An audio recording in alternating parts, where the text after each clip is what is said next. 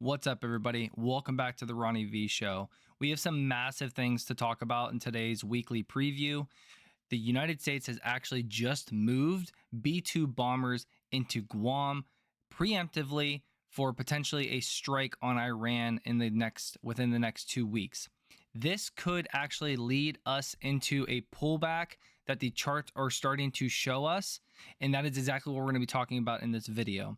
We're going to be talking about this escalation, this continued escalation between Iran and Israel, the roadmap of what's been going on recently in this escalation. Then we're going to be getting into the QQQ. We're going to be looking at the daily, weekly, and monthly charts to see, okay, with this catalyst, where are we potentially going to be going if we do have this pullback and this does drive the markets lower? What are the levels we need to be looking at? What's going to cause this, and how far down could we actually go?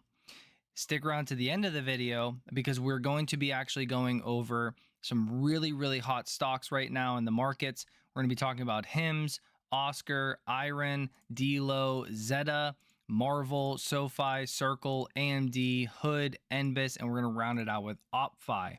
We're going to be talking about all these companies. We're going to be looking at their charts and seeing what bullish setups they actually have in this market right now.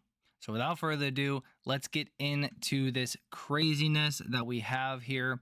We have, like I said, U.S. is moving B-2 bombers as Iran and Israel exchange strikes. We all know, if you don't know, the strikes have been getting worse and worse on both sides. Israel attacking Iran and Iran attacking Israel. The strikes are getting worse and worse. We had some hope of de-escalation with Iran meeting with Europe, EU, to basically de-escalate, and those talks did not go well. Iran's basically saying that they're asking too much for them to give up, and they're basically pretty much walking away from the deal right now. So, no breakthroughs on international diplomacy. Conflict enters its 9th day, and then just recently we just got the news that B-2 bombers headed to Guam. This is a big move, and I would not be surprised if this stays this way, or if this was Monday or something, we would see futures possibly down a decent bit on this news, because it is essentially saying, hey, Iran, like, we're right here at your back door and we are ready to take action. Now, just to be completely with my personal view, I do not want more war. There's already enough war, death, and destruction in this world, and I truly believe this isn't what God wants for this world. And I just, I hate it. I hate all this war, death, and destruction, and I truly hope that this doesn't take place and we don't get into another war in the Middle East, honestly. So just my personal views on all of this. So before we get into the charts and everything and look more into what the charts are telling us, what the technical analysis is telling us, where the stock market's going, just some house cleaning items. If you're not following me yet on X, my handle is at the RonnieV show. We've been crushing it lately. We have a Spaces tomorrow at 1 p.m. Eastern time, Sunday tomorrow. We're going to be talking about OSCR, which has been a massive week. We're up 50% just this week alone on OSCR Health. Been talking about this name since the beginning of the year. Massive kudos to everybody out there that's in this name and just had massive gains this week. Massive kudos. Congratulations. Well deserved. We got in there, held through the April lows, the tariff bomb, and just been crushing ever since those April lows. So went from about $11 now, hit a peak about $23 and some cents. So super awesome. Congratulations. We're going to be talking about that. And we're also going to be reviewing some potential new retail darlings and some undervalued names that I've been looking into this weekend. So stay tuned for that. If you want to come on over into our community, just to let you guys know, I will always post free content here on YouTube and on X. I created the community, the Discord, the High Five community and Discord. I created it to because people wanted more access, they wanted more content. So the only way to do that is create a community on Discord. I charge for it, obviously. Well, that's just because I have a family, and taking time away from my family, there has to be some incentive to do that, right? I'm already, posting so much stuff for free on X and YouTube, and I love that. I love helping and assisting you guys. You do not have to join the community if you do not want to. I will continue to post free content. But if you are interested in joining the community, we have an investing tier, a trading tier, and a trading pro tier. We got a little bit of everything in the community. We got options, we got leaps, we got investing, we got basic investing, higher echelon investing. We have the basics of trading. We have day trading, swing trading. We got it all, guys. So if you're interested, come on over to the WAP store. It's in my link in the description and on my X right here. If interested, guys. Yeah. So let's get into these charts. So first and foremost, we have a rising wedge. So we have this rising wedge on the QQQ going straight into our previous highs. So back in the beginning, back in December and February, from December to February, we had this double top play out in the QQQ, the double top. Then once we broke this neckline, obviously we came down, we kind of retested here, maybe even a little bit here, and then we really fell down to April lows. And it's funny because the measured move of this double top was basically down here to like 440 or something like that. So we hit our measured move, we flew down, and now we are running right back up into this resistance area, right at all-time highs. It's not going to be an easy thing to break through. And while you're getting that, you're getting this perfect rising wedge, which is a bearish pattern. And as that, you've just seen that we've been in this range for the past, what is this? We've been in this range for the past month and a half. Yeah, about a month here. We've been in this range, just stuck here chopping around, right? And you could get a breakout and it could continue higher. But what I'm seeing is low buying volume, more selling volume. There's a lot more selling volume coming in here, and there's a lot less buying volume coming in here. So what that basically is leading us to is that if the buyers get exhausted here, which it looks like they're starting to get exhausted, along with the rising wedge pattern, we literally have a breakdown, a retest, and we are starting to come down at this point. And at this point we're broken down out of it, and more than likely we're going to come down and realize our measured move. The measured move essentially is taking the top to the bottom of this pattern, measuring that out from the breakout area, and then you get your measured move. So it's essentially saying, okay, it's from this level to this level that we built the pattern. So basically the measured move is going to be the same level distance to get a realized gain. It's just a really good way to put out a profit target on any cup and handle, any charting pattern really. So we also have this massive volume shelf here, and if we are to cut under this and fall under it, fall off the cliff basically, we will come down here. Another thing besides the cliff jump and measured move here of this rising wedge, we also have this gap that was created back on May 9th. With that gap, it is at 491.54. And it's funny because our measured move basically goes straight to 491.54 as well.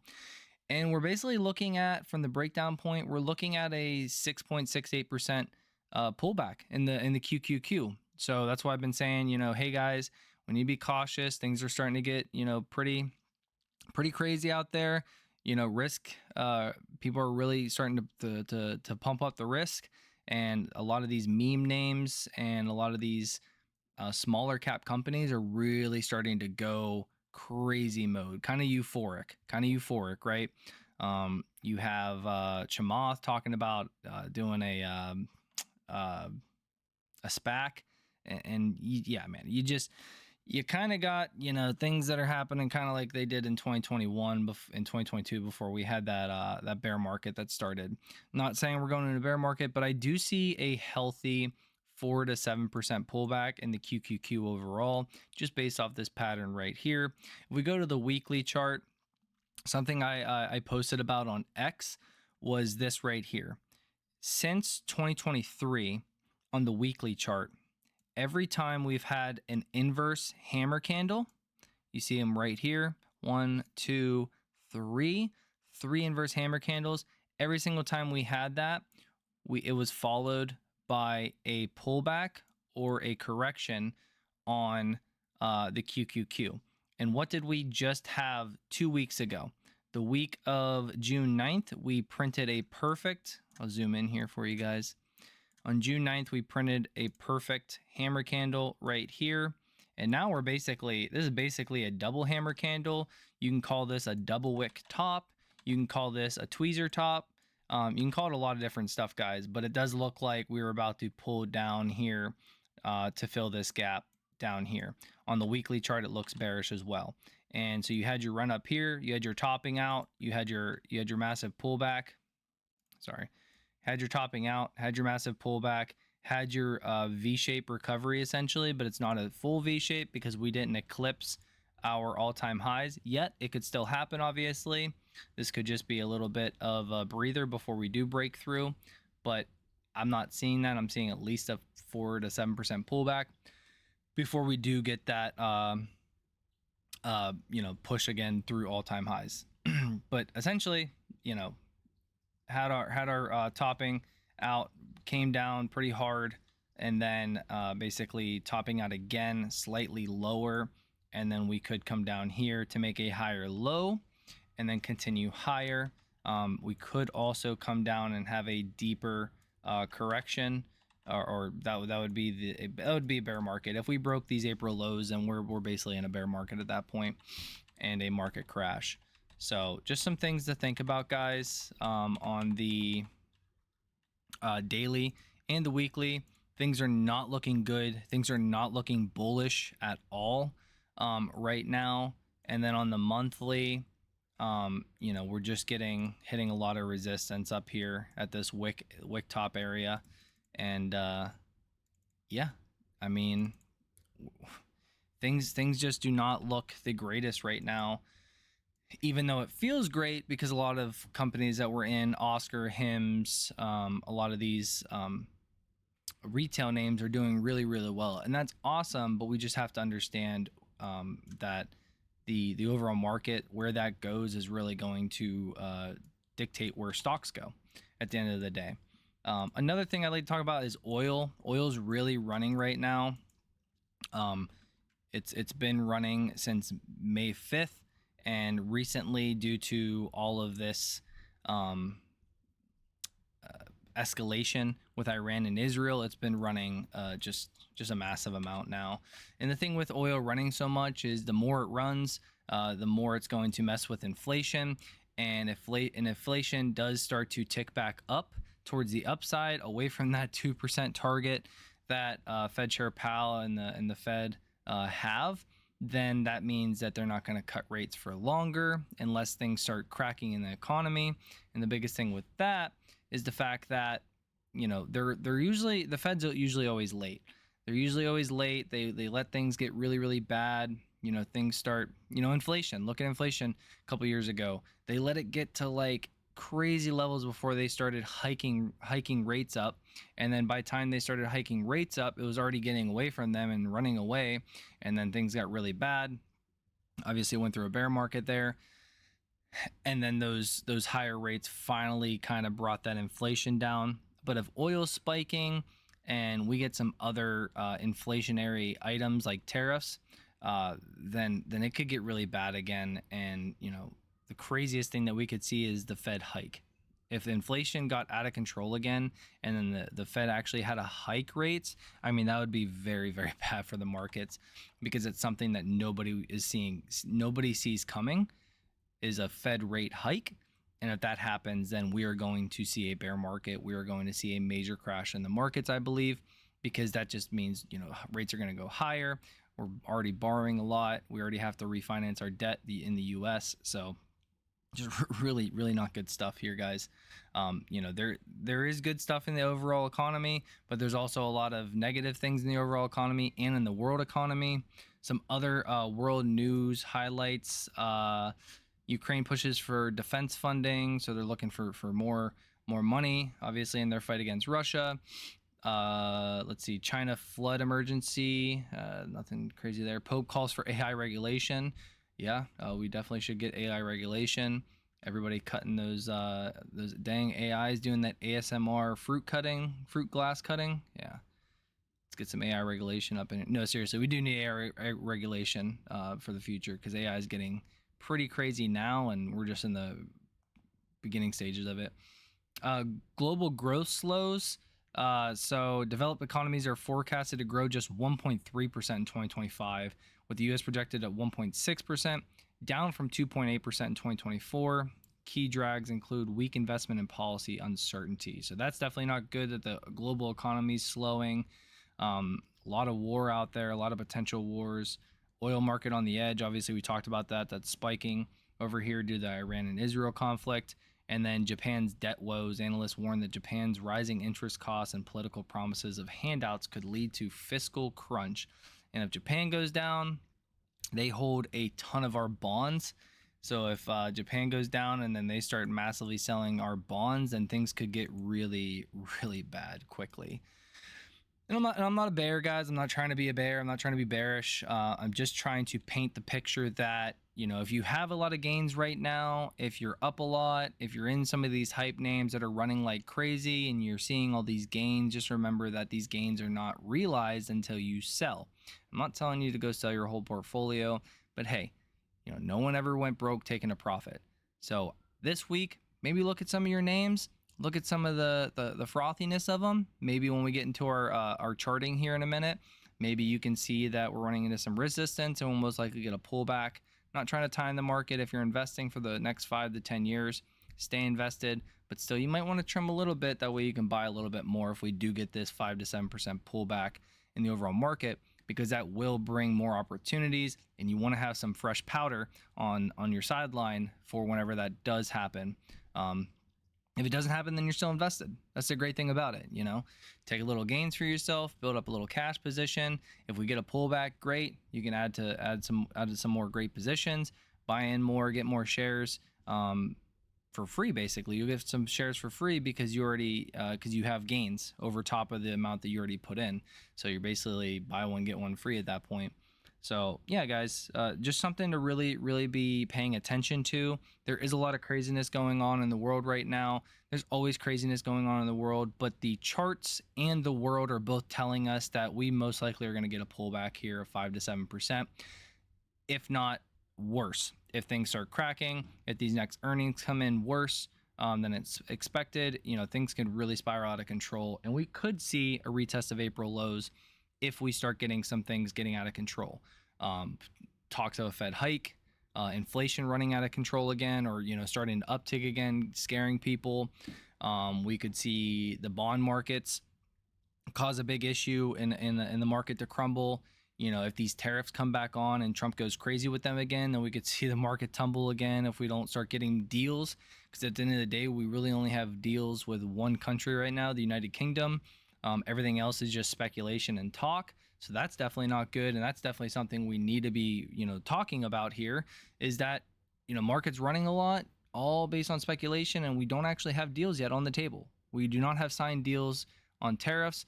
We still are in a delay right now. When that delay lifts, right, and then those tariffs come back on, if they're as bad as they were before, then you better believe that the market's going to have the same reaction with the uncertainty and more because of everything else going on in the world. So yeah, there's a lot of what I call landmines out there. There's a lot of landmines. We're walking through a minefield. We want to avoid these landmines, because if we step on a landmine, we're going to get our leg blown off, and we do not want that. And the leg blown off is essentially our portfolios. We do not want to blow up our portfolios. We do not want to lose all the massive gains that we've gotten this year so far after the April dip on this big, massive bounce back, basically almost back to all-time highs from about 20-some% down in the overall markets. We don't want to lose that, guys. So just make sure you take a little bit off the table, or hedge up your position with some QQQ puts or something like that. You know, just do something. Do something that's going to protect your gains and protect your portfolio against this potential pullback that I am seeing in the overall markets that looks like it's about to happen anytime now. based on the daily chart and the weekly chart and the hammer candle. And like I said, 1, 2, 3, the last 3 times we've had those hammer candles, those inverse hammer candles, we did get that pullback of a decent bit. So this was a 11% pullback. This was a 9% pullback, and this was a bigger 16% pullback. So obviously what we have right here is not, even an 8 or 9% pullback that I'm looking at in total. Well, actually, no, we are looking at about an 8% pullback from top to bottom, but we're already down a little bit off these recent highs. So yeah, like I said, about an 8% pullback from where we are right now. We're basically looking at a 6 to 7% pullback in the QQQ. If we move on over to the SPY, it's probably looking at anywhere from 4 to 6% pullback in the SPY SP 500. So yeah, guys, just be careful out there. There's a lot of euphoria going on right now. We're smashing right into all-time highs, and that basically means, to not get a pullback and just a blast right through all-time highs, you would most likely want to see, increased buying volume continuously coming in, and that's just not what we're seeing whatsoever. Sorry about that sound. I gotta mute that. I'm getting messages over here on TradingView. So yeah, economic calendar, we got a lot of landmines this week. If you're a day trader, if you're a swing trader, any of these events could basically move the markets a decent bit. If we come in with bad data, existing home sales, the housing market, also another landmine out there. I know down south, we're seeing a lot of homes basically decreasing in value, people cutting prices left and right, especially down in Florida, in the southern states. They're cutting prices left and right. They built so many houses. Things are so crazy right now. So we really need to understand that. If that starts to creep up north and out west, oh my goodness, this person is hitting me up. What is going on? If that starts creeping up north and out west, and people need to start bringing down home prices, and people still aren't biting to buy a new home or buy those houses that are out there, then we're going to see continuous home sales fall. We're going to see people not moving like we already have been, and that's because rates are high and houses are really expensive right now. Tuesday at 10 a.m., we have Fed Powell testimony. Wednesday at 10 a.m., we have Fed Chair Powell's testimony at the Board of Governors. Man, that's just going to be 2 days where he's just talking up a storm from 10 probably to 11 or 12, and just taking a lot of the market day away from us, because, trading during this time, he can say anything. Usually he says the same copy paste thing, but he was pretty bearish last week at the FOMC. So, don't know what he's going to say. Thursday, durable goods month over month, GDP growth rate quarter over quarter. That's going to be on Thursday at 8:30. That's going to be a big event there. Expected to come in negative 0.2%. Prior was 2.4%, so that's definitely not good. Core PCE, personal income, personal spending, all of that coming in and looking to be in line from last time or below. And we'll just have to see, where these come in. If they miss these forecasted numbers, then that's definitely not good, and you're going to see market weakness more than likely. So now that we talked about all the economic calendar, we talked about things going on in the economy, we talked about things going on in the world right now, let's actually get into this list of stocks I wanted to talk to you guys about and just kind of go over what I'm seeing on the charts here. Bullish, bearish, resistance. Yeah, let's get into it. So first up, we got HIMS. Made a post about HIMS on X today, or yesterday actually, and basically I'm seeing a massive cup and handle here on HIMS, and if we can break out over $67, I'd say $67.40, we could really be on an upward trajectory towards this $110.72. I would say your first key area to break is 67.37. Your second key area to break is 72.98. If we do get a market pullback, expect to see HIMS pull back down here to this $50 range, I would say. If things got really bad, more than a 5% pullback, then I would say expect to pull down here to the $40 to $50 range.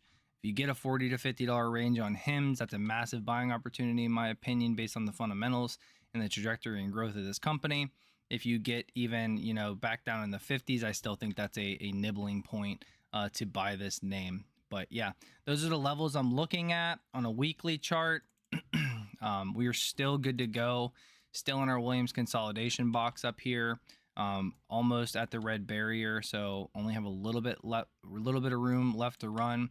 So what that would look like, honestly, is a breakout and then a pullback to retest the cup and handle breakout area, and then a continuation higher, right? It's not going to be in a straight line, guys. It's going to be, ups and downs along the way. But if we do break out over these levels, it is something that, you hold for a couple months. You will eventually get to this measured move of $110.72. So yeah, HIMS is looking massive. On a daily chart, we do have this bull flag breakout right here. We had this fake out right here, and now we got the breakout. And this measured move is up to $73.29. Massive, solid measured move there as well of 19%, 24% total from where we broke out at. So that one's looking really great as well on the daily chart. And your Williams percentage range is continuing higher there.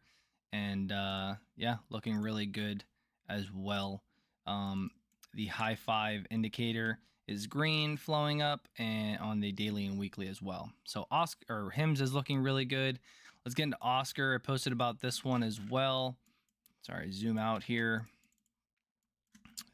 Let's see. So posted this one, been posting this one a lot.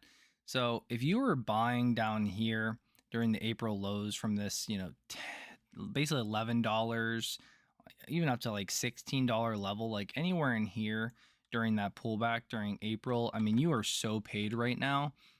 We are up and hit a high of $22.78. Massive, massive, massive move. I think we got to $23 in overnight trading on Robinhood. Just super massive, guys. Super awesome for anybody that holds Oscar right now. We've been holding this one since the beginning of the year. We bought up here, had the big pullback during April lows, kept on dollar cost averaging down here. We knew how undervalued this was, got down to our dip buy zone, thankfully, down here, and then we completely reversed, had great earnings, and then a pullback, another dip buying opportunity on the pullback after great, phenomenal earnings, and then we've absolutely just ripped here, completely. 52% in 1 week, 52% in one single week of trading. Absolutely massive. You don't understand, though, this company is still supremely undervalued, and it's a company that you want to hold for the long run, 3, 5, 10 years. I feel that it'll continue to grow. It's still less than a $5 billion market cap. This company can grow into, in my opinion, a 25 to even maybe up to $50 billion market cap. Just massive growth, massive room, massive opportunity.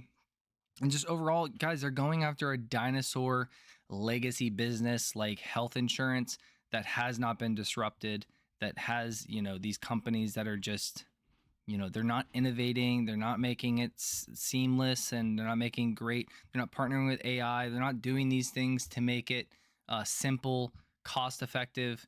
They're not doing that. They're just keeping the status quo, which is fine until a disruptor comes in there and starts eating your lunch. And guess what? United Health is the biggest health insurance agency. They have about $278 billion market cap. And I just told you Oscar is less than a $5 billion market cap. This is why people are asking me, like, hey, is it still a good area to buy here? If you have a 3, 5, 10 year out, thought process, if you're thinking that far out in advance, then yeah, it's still a great buy here, because I see it going to 29, 37, 45 and higher over the long run. I have a $59 fair value based on my high five snapshot discounted cash flow model. On a EPS model, I have a 2026 fair value of $30 per share, which we're only at 21. So guys, like, yeah, it's still a buy here. I understand, like, you definitely want to wait for a pullback, which we actually did get a little bit of a pullback. I could see us pulling back down here to, the $17 to $18 range would be a good pullback area to be getting into this thing. If we look here on our daily chart, I posted this one as well on X if you want the chart and you don't want to pause on the video. Basically, the pullback area is from $17.33 up to about $19 per share. We have a gap fill here at about $19.24. I could definitely see this highly getting filled, especially if we get that 5 to 7% pullback in the markets. I see the gap getting filled, and then I see buyers really stepping in down here from this $17.30 to $19 level. I really see, buyers stepping in at those areas. So yeah, I mean, and if you're lucky and we come down here and fill this gap down here at about $15.01, I mean, that's a load the boat situation. And man, if this thing goes and fills that gap down to 13.31 or comes back down, below 14, honestly, I mean, what a phenomenal second, third, fifth, 10th opportunity to get into this name that's, highly disrupting the healthcare sector, health insurance sector, that is just has not been disrupted. And the combination of them using AI to cut down on costs, to drive their net income, to drive that bottom line, to drive that free cash flow. They're doing $1 billion in free cash flow, and they're like a little less than $5 billion market cap. So they could basically they could buy their company all over again in 5 years. It was 3 years when they were down here, but still, yeah, these are the levels. And then your key resistance, guys, is right here.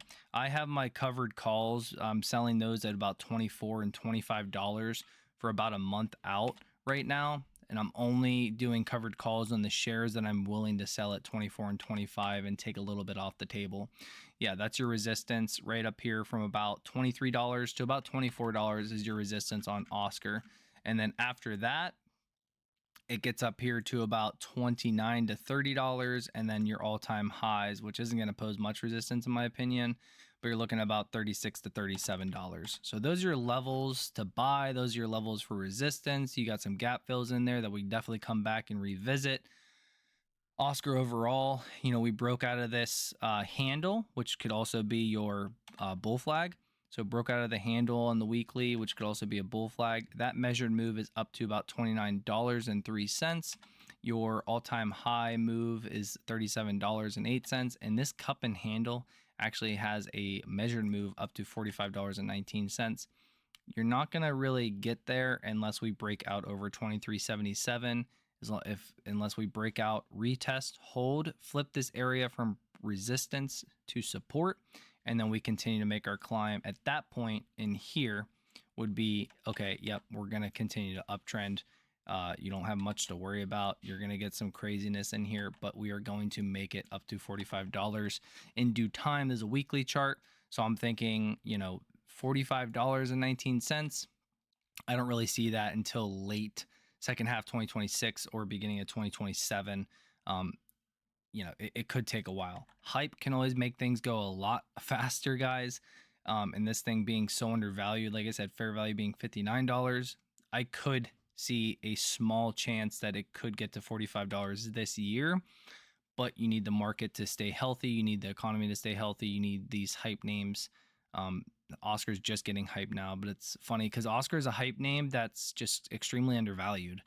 Typically your hype names don't make they don't make really any revenue. The numbers don't make sense unless you're really talking about growth and doing your projections and flipping a company from, not making money, net income, losing money on the bottom line, not having free cash flow, and then flipping them into a free cash flow and net income positive company based off of calculations and projections, not actually based off, they're already profitable on the net income. They're already making, $1 billion in free cash flow. So yeah, usually you don't get these types of hype names like this, but we do here. So that's amazing. IREN, this is another company that is starting to get hype around it. I thought they were, basically a Bitcoin miner company, which they are doing that on the side, but I guess they actually have, and I'm still doing my research on this one, guys. I'm still doing my due diligence. I'm doing it this weekend. So I'll be posting about that on X, and maybe I'll make a video about it too. If you want a video on IREN, Zeta, and Marvel, if you want my deep dives on those and a video on those, me going over them, drop a comment below saying, I don't know, IREN, Zeta, or Marvel, whatever one you want to see most, and then I'll do the videos in that order. So yeah, drop a comment if you want those. Also, while you're here, guys, if you're still here, drop a like on this video. I'm just getting started here on YouTube, and I really appreciate dropping the like. I put a lot of time and effort into making these videos for you guys, these weekly previews. So definitely drop a like if you haven't already.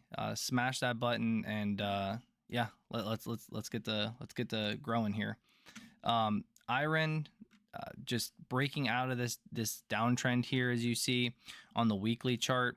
You can already kind of see a cup and handle forming here as well. It's not as pretty. It's pretty ugly, actually. You got your cup, you got your handle there. Pretty ugly, not that pretty. But the overall, downtrend here on IREN, you're getting a break over that, and you're flipping bullish on the high five long-term indicator. So basically, when you get that flip to bullishness, typically you're getting this continued move higher. Whether you're getting a bullish cross or a bearish cross, you're getting the move lower, and you can kind of ride that up or down. Sometimes you have a choppy area, but for the most part, when you get these, you're gonna really ride it down or up. Like we had this bullish cross here, and we rode this one all the way up. So, all right, let's see. On a monthly chart for IREN, we have a way better looking cup and handle. So this is where I should have started, actually. So in IREN, this cup and handle, the Williams percentage range, can't really look at it too much because this company's not been around long enough, and this is just kind of like we're just dancing in this middle. We haven't really decided which way we want to go, but it does flow pretty consistently up and down, right? It is flowing from top to bottom, just kind of like consolidated. But we can see here, we clearly have an uptrend since the lows back in 2022, clearly have a supportive uptrend line that we continuously hit and bounce off of, right? We continuously hit this trend line, bounce off of it. We're forming this big, fat, massive volume shelf. And on top of that, we have this beautiful cup and handle, and we are coming to a point of breaking out of the cup and handle. Would be around about $11.50 to $12 area. We would actually be breaking out of that cup and handle. Next resistance after that would be right here in this $13.42 to $16 area. If we can break over, first and foremost, the $15.92, so $16 area, if we can break over that, we would have a breakout underway. But we would also have to get through these wick highs at about $18 to $19. If we can get over all those wick highs, then we'll be on our way to 22 and 31 respectfully. If you're looking to buy this name, like I said, I don't know if I'm getting in this name or not yet. I'm still doing my due diligence. The charts look great for a trade, but I'm still waiting just because we talked about early in the video, I do see a potential pullback in the overall markets. So I'm not rushing into anything right now. I'm not getting super deep into any trades. And what do we just have? We just had a bunch of landmines last week with economic data and the FOMC minutes and the rate decision and the war. And then this week we are having more, Fed Chair Powell talk. We still have the Iran stuff. So I'm in some trades, but I'm also not exposing myself too much. I'm still doing just a lot of day trading. Even that's pretty difficult right now. Doing okay with it, but we're in a consolidation period, so we're not getting those big swings or anything like that. We're just kind of consolidating on the daily chart, meaning that the moves during the day are really back and forth and pretty choppy. It's been pretty choppy, but a lot of economic news and back and forth. So Yeah, if you're looking to buy this name, I would say your dip buy box would be basically right in here from 659 up to about, 9 something, maybe up to $10. So I would really say 950 down to, so 650 to 950, $2 range. That'd be a good dip buying opportunity. And if you could buy here, if you can actually buy off of this support trend line, you'd be getting a great deal. So right here during April lows, we broke through, but we wicked back up above that trend line, meaning that, this was a false breakdown of the trend line, and you would have had a great entry price in here from about $5 to $6. If you can get another pullback in here between 650 and 750 area, right? If you can get another pullback down in here, you'd be looking really, really good, because you could set your stop loss underneath here. And as long as we don't roll down and completely break this trend line, which I don't see happening unless things get really, really bad and this company starts crapping the bed, I think we'll be good for a solid bounce here and a continuation higher and a breakout of this bull flag, bringing us to a measure move of 22. Breakout of this cup and handle brings us to a measure move of 31. Massive upside. Again, I'll give you my thoughts on the DD later. I don't have that yet. Still doing my research.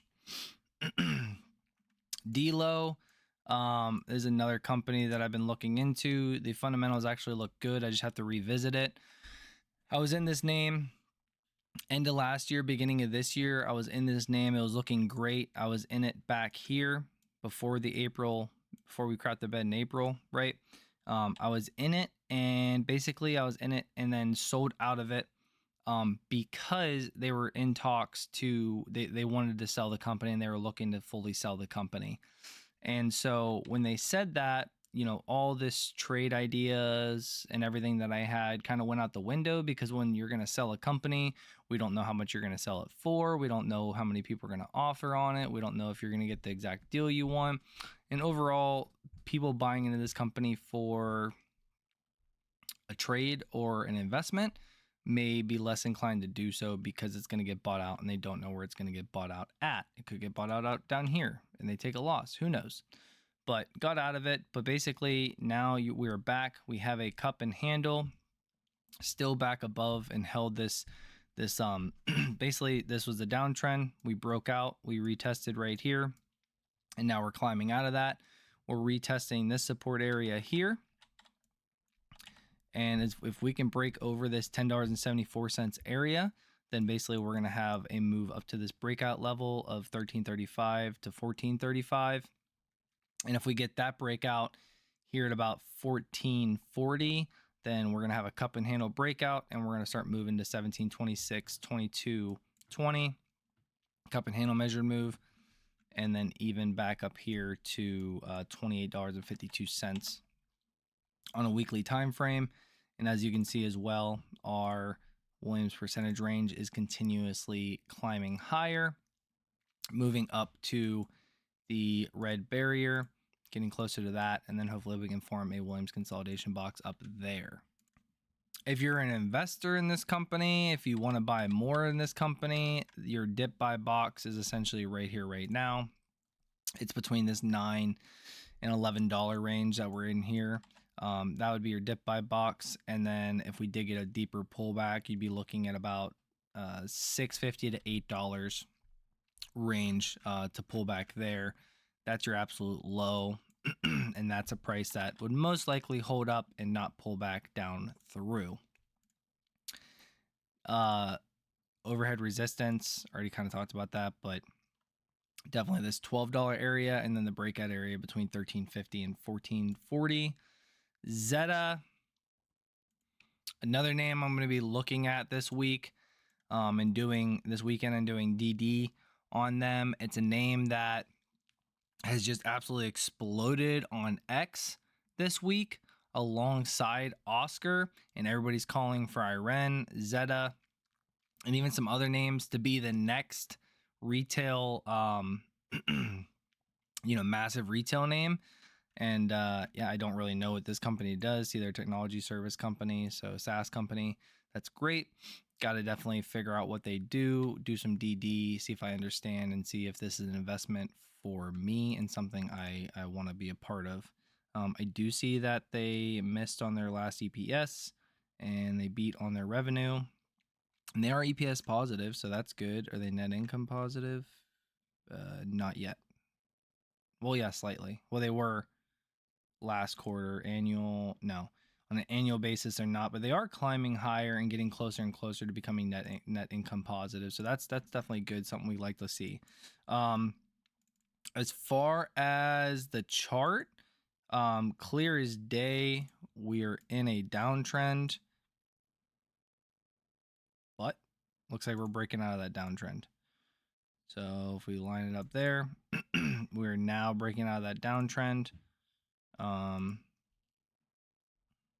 Kind of little, dang magnet, man. Kind of falling wedge action here. And breaking out of that, the high 5 indicator is starting to flip. If we get a bullish cross here and a full breakout of this wedge pattern, yeah, we could see a move up to this resistance area 25.50 really quick. We can also see a move up to this area from 35 to 38 very quickly as well. We are breaking off of this green barrier, rising higher and making our move, pendulum swing from green to red coming up here. And the thing I love to see it. What I'm looking for on these, let me get rid of all this stuff. What I'm looking for on these trends, and to use it with the Williams percentage range in my high 5 indicator that I personally coded, you get access to it in the high 5 community, by the way. What I love to see is this right here. We want to see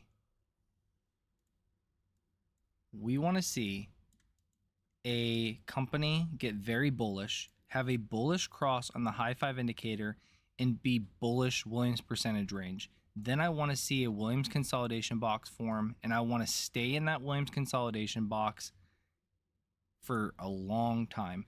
And the longer we stay in the Williams consolidation box, what do you see happen to price? Price continues to go higher and higher and higher. And then eventually we break down out of the Williams consolidation box. And that's where we would say, okay, trend is changing. I want out of this name. I'm no longer in it as a trade. And even as an investment, you know, I'm not about timing investments, but you could have said right here, I mean, oh my goodness. In 1 week, it dropped 50%. I got to find out what happened. Oh, earnings. It was on earnings. They dropped 50%. Oh my goodness. That's crazy. They lost half their market cap in 1 week. That's nuts.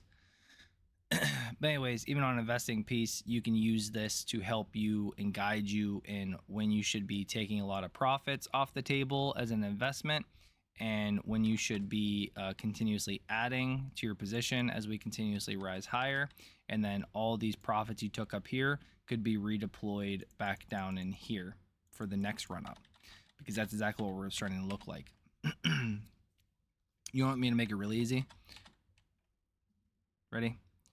We made a bullish cross here on the high 5 indicator. You could have bought right here, even at the high. You could have bought right here.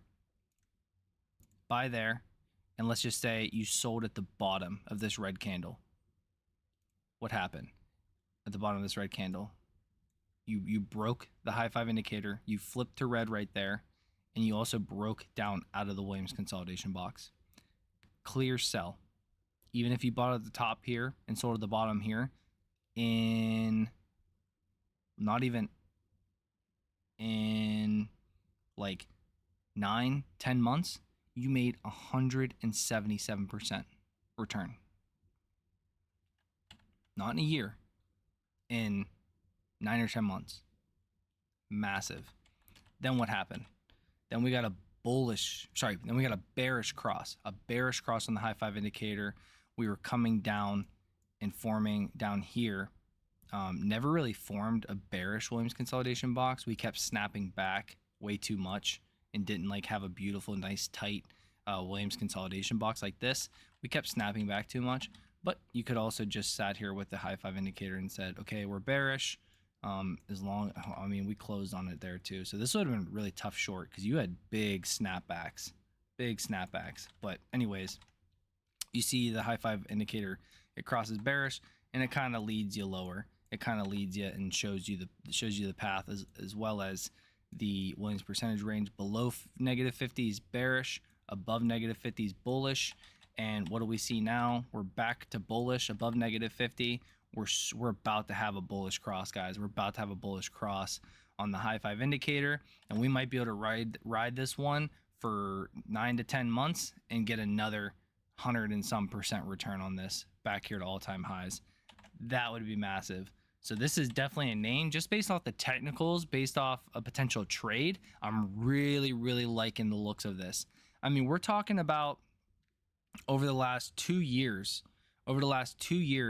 we've only had 2 crosses on a high five indicator. That just shows how like consistent this thing is when we get in a momentum, or a momentum higher or lower, right? So a bullish cross and we ride this thing for 9 to 10 months, and then a bearish cross and we ride this thing for, you know, about another like 8 to 9 months. So yeah, we get a bullish cross here and a buy signal. That's gonna be money. That's gonna be money as a trade. And like I said, I'm looking at it as an investment as well. Doing my DD right now, so we'll see where we go there. Marvel, I got a lot on this chart. Oh my goodness. Same thing here. So what I'm seeing here is, first and foremost, Williams percentage range. We bounced off the green barrier, and then we started our ascent higher to the red barrier, right? Build a Williams consolidation box there, continue to run, build a Williams consolidation box there, continue to run, build a Williams consolidation box there, continue to run. But this time, we are still below the red barrier and still have time to build that Williams consolidation box. So we're still early to this potential trade. If we zoom in here, just like we were talking about with the last one, with the high five indicator, if we look at this, we have a bullish cross here, and we ran 68.58%. We had a bullish cross here, and even if you bought at the top, we ran 41%. We had a bullish cross here. Again, if you bought at the top, we ran 69%. So 41% to 69% is your average move when you get a bullish cross on the high five indicator. So basically, we are right here right now getting that bullish cross on the high five indicator, on the long-term indicator, and this is telling us that we are gearing up for another big move higher. This could always be a fake out and roll back over, but the last 1, 2, 3 times we've had a bullish cross, we've ran at least 41%. That's massive, and this is taking 41% from where we were. Even if we go down here and say, okay, right on the cross, that's still going up to like $97 from where we are at right now. So super bullish looking chart here on Marvel. I'm going to deep dive this one this weekend as well. Even on the bearish crosses, guys, bearish cross, we ran down. This one didn't fully cross until right here. We ran down. That was the August Japanese trade crisis. And then bearish cross, we flew down here during April in the tariff talk. So what I love to see is whenever my high five indicator shows consistency, right? My high five indicator is not perfect. It does not always work. It does not mean like if we get a bullish cross or a bearish cross to buy long or go short. It does not mean that it's going to work 100% of the time. But the probabilities of it working and producing a profitable trade or a really great investment opportunity increases when we see it consistently honor its flow, right? So when we have a bullish cross, it consistently honors that for a very decent size run, 41% the low and then 68% the high. That's a great run for a trade. So as long as it's honoring it up on the way down and the way down and way up, right? And we're getting that flow, man, I really love to see that. And that gives me more confidence in it, right? I already have all the confidence in the world in my indicators and my strategies. But whenever I see that consistency, that really gives me that confidence to say, okay, let's look at this. Massive volume shelf, bullish cross happening on the high 5 indicator. That's been right and consistent in a massive move the last 4 or 5 times that's done it. The Williams percentage range is flowing up and in bullish territory. We're getting a real nice move there. Our high 5 flow, which shows the actual flow of the company, the momentum, if it's bearish, if it's bullish, we are just now flipping to bullish. And you see the last few times, guess what? Flip the bullish, we ran, just like we saw with the high 5 indicator. Flip the bearish, we went down. Go to bullish, right? We ran up this massive time. Bearish, we ran down, right? And now we're flipping bullish here. We're neutral because we are underneath, or we are in the middle of some of the moving averages. So that's why it's neutral. If we're above all moving averages, that's bullish. So that's the one thing I could say about this is that, okay, we're not super bullish, but man, flipping here, getting a bullish cross. I mean, this is what you dream of when you're running my strategy. When I'm running this strategy, this is exactly what I love to see. I love being early. Did this run 9.4% last week? Yeah, of course it did. But look at this. We are early on this because we're just crossing right now. So we can get in here and still ride for 41% to 68% on this trade or investment if I decide to, or both. I'm always down to do both as well. So Marvel's looking great. SOFI, if we look over here at the monthly chart, this one's looking really good as well. So here we have a beautiful cup and handle again, guys. Our dip buy zone is down here from 10 to 12 bucks essentially. If you want to get in now, you can go up a little higher between like 12 and $14, I would say. But I mean, this thing is looking like a springboard ready to just go. We're breaking out of this bull flag that has a measured move up to 2373, all-time highs right here at 2818. And if we break out of this 1842 high right here, then we'll be on our way to this cup and handle measure move at $32.57. Just a massive move of about 77% from the breakout, and it's actually 115% from the actual price right here right now.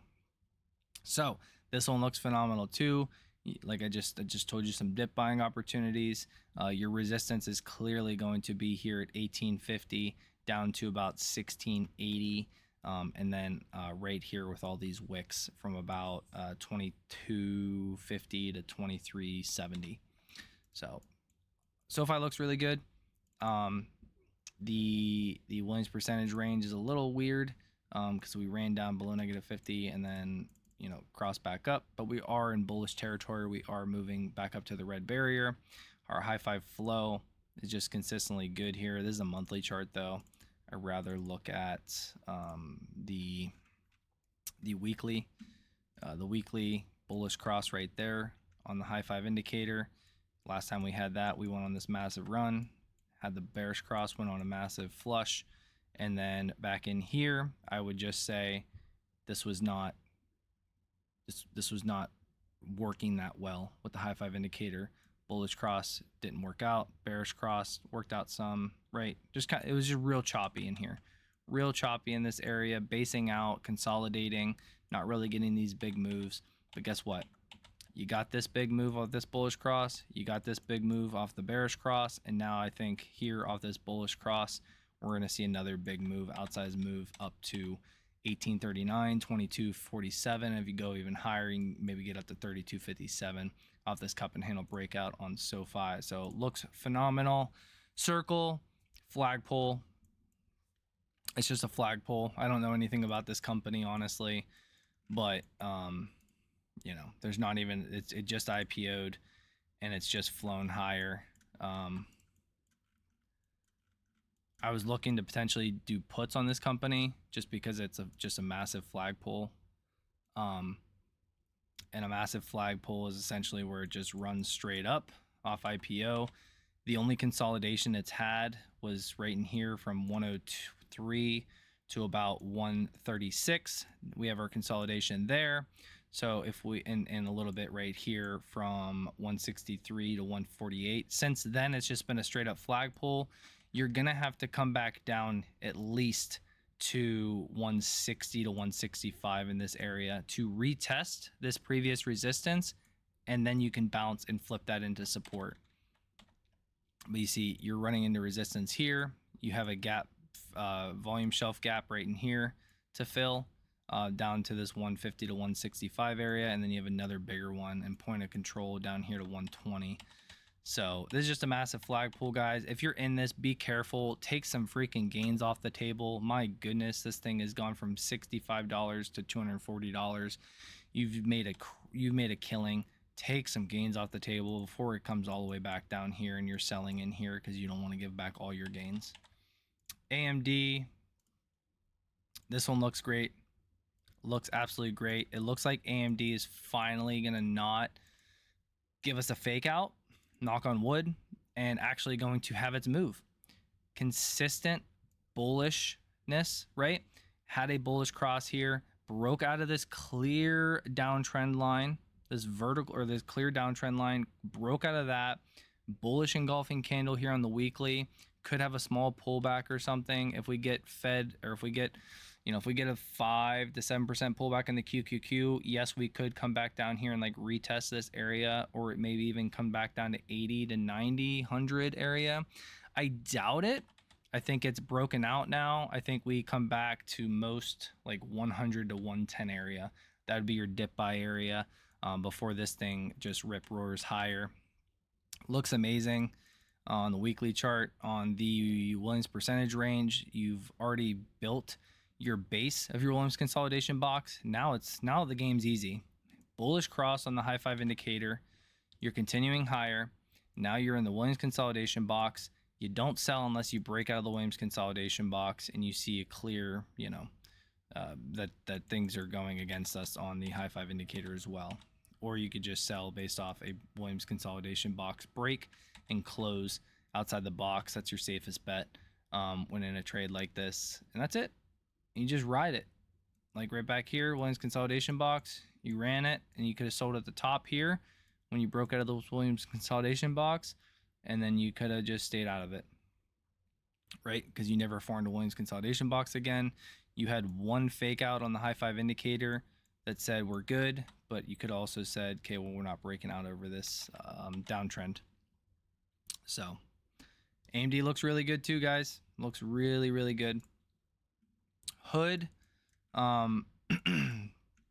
this one's in what I call no man's land, meaning it's above all resistance. It's above all resistance, and you basically only have one way to play this right now.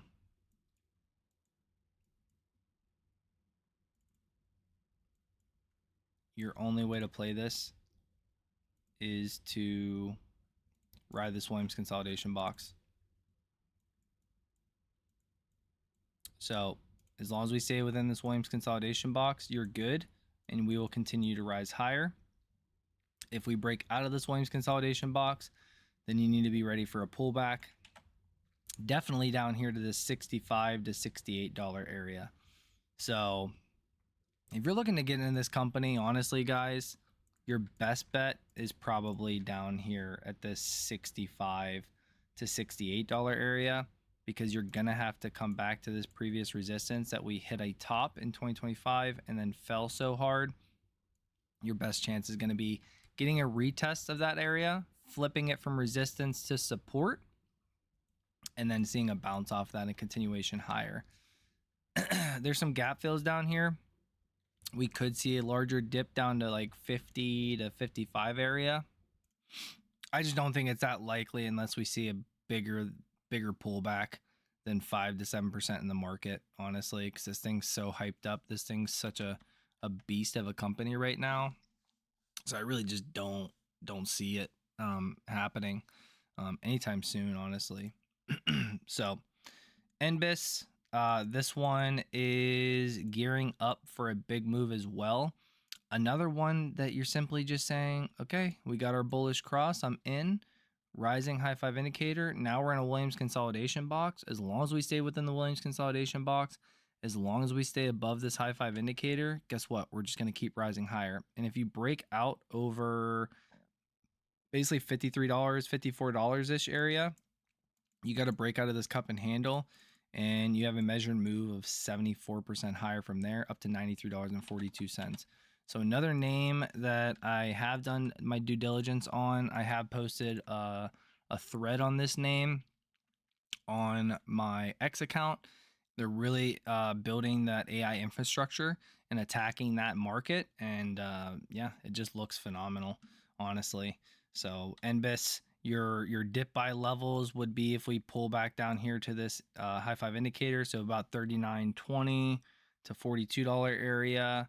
If we had a bigger dip, then I'd be looking in this $33 to $40 area, guys. A much larger dip, then you're probably looking down here to 25 to 30 area. Last one, guys, OPFI posted this chart just recently as well. Look, this name's extremely undervalued. This could be the next Oscar. I truly believe that. I do believe it has more risk than Oscar has at this time. I just don't think their vision and what they're attacking is as big and disruptive as Oscar is. The fintech world is very, very crowded, and so that's why I'm like, I really like this name is undervalued. I think it's a great risk to reward play, but I just don't believe it's as great of risk to reward as Oscar, because Oscar is one of the only companies really attacking that disruption in the healthcare insurance industry, where OPFI is one of many. How they're doing it is in a different market, but they're one of so many, guys, so many companies doing this. So either way, the charts look really good. Big fat rounded bottom here. If you bought on this bullish cross on a monthly time frame, you're so paid. You bought at $1.67 and you could have sold at 17, 16, 15 for a massive, 10 to 15x on your money. You could have also bought in here, bought on these pullbacks. I'm invested in this name, this rounded bottom. If we get a pullback and you want to buy into this name, look at $9.40 to $11 area for this pullback and go.